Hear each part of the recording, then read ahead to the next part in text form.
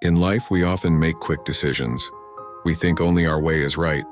We think if someone has a different opinion, then it must be wrong. But the truth is, every problem in life can have many solutions. So if we call someone wrong without understanding, or if we ignore their words, then it becomes the biggest obstacle in our own learning. In today's story, we will see how a little girl with her simple answer teaches us to think differently. She helps us understand that another person's point of view may not be wrong. So let's listen carefully to this story, because inside it there is a priceless lesson for life. Once upon a time, there was a small, beautiful village. In that village lived a girl named Emily. Emily was very lively and cheerful. She spent her days playing with friends. With her small backpack on her shoulder filled with books and notebooks, she went to school every day. Emily loved going to school, but she had a big problem with one subject: math. Whenever she tried to do math, she got confused. Even small additions and subtractions under 10 made her count on her fingers. Music. At her age, this was normal. But while other children were learning math quickly, Emily's family began to worry a little. One day in class, her teacher, Mr. Johnson, told everyone to draw a picture. This was the children's favorite activity. Everyone started drawing with great excitement.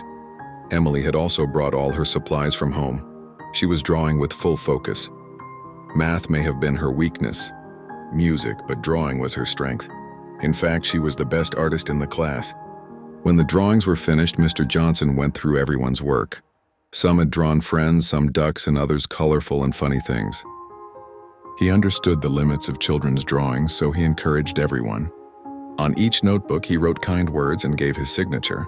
In Emily's notebook, he wrote, "Well done, Emily." Seeing those words, Emily's heart filled with joy. She thought to herself, if she showed this drawing to her mother, how happy she would be. As soon as class ended, all the children ran outside. Some went to the canteen, some went to play. Emily had brought her lunch, but she didn't like eating alone, so she joined her friends. While they were ordering food at the canteen, her problem appeared again. Emily struggled to calculate, and one of her friends had to help her. Slowly, everyone came to know that Emily was very weak in math. Later, math class began. Mr. Johnson was teaching a very simple addition. He took 3 apples from his table and asked the children, "All right, kids, imagine I give you 1 apple, then another, and then 1 more. Tell me, how many apples will that be in total?" All the students answered together.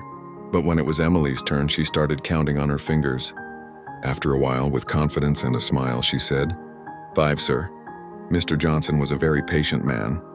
He thought maybe Emily didn't like apples, so she gave the wrong answer. So he asked differently, "All right, Emily, now imagine I give you 1 strawberry, then another, then 1 more. How many strawberries will you have in total?" This time, Emily counted on her fingers and happily replied, "3, sir." Hearing the correct answer, Mr. Johnson was pleased, but he went back to the apple question. "Now count the apples again. I give you 1 apple, then another, then 1 more. How many apples in total?" Saying this, he placed the apples in Emily's hand one by one.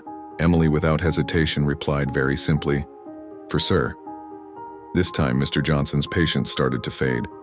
He raised his voice a little and said, "You can count strawberries correctly, but why not apples? I only gave you 3 apples. Why do you keep saying 4? Emily shrank back a little in fear. In a soft voice, she said, "Because I already have 1 apple in my backpack, sir." Mr. Johnson was surprised at her answer. He realized the problem wasn't as simple as it seemed. The student he thought was wrong wasn't entirely wrong after all. My friends, the same thing happens in our lives too. Many times we think we are right, but someone else's different opinion may not be completely wrong. Yes, 5 plus 5 equals 10, that's correct.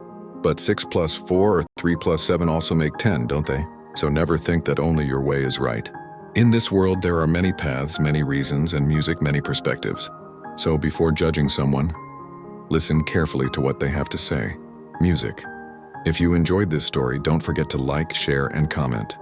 Your one comment will encourage me to create even better stories with music. Thank you, everyone. We'll meet again with a new